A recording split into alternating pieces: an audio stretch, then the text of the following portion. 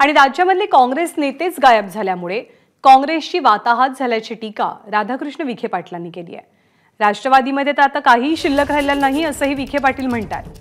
3 राज्यांच्या निकालानंतर विरोधी पक्ष नामशेष झाल्याची टीका विखे पाटलांनी केली आहे। निळवंडेमध्ये बोलताना विखे पाटलांनी बाळासाहेब थोरात यांच्यावरही निशाणा साधला।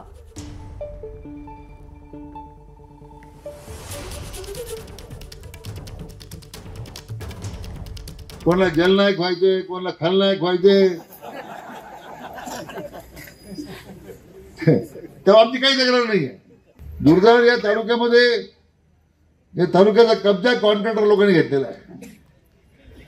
तेच कॉन्ट्रॅक्टर वॉटर सप्लायला तेच, रस्त्याला तेच, शौचालय बांधायला तेच, पुढारी तेच, कारखाने संचालक तेच, जिल्हा परिषदेचे तेच, सामान्य माणसाचा आवाज पुढे आहे।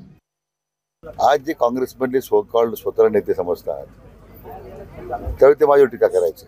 विरोधी पक्ष नेते म्हणून विजयभाऊ प्रयत्न करतात, परंतु जे नेते आहेत हे मात्र पूर्णतः गायब झालेले आहेत।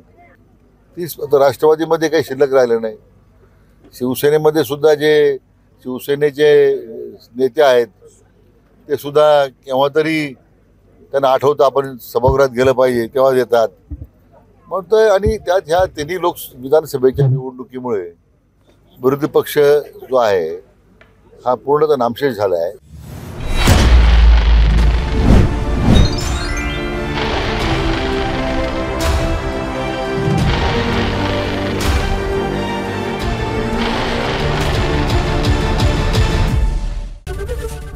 एबीपी माझा, उघडा डोळे बघा नीट।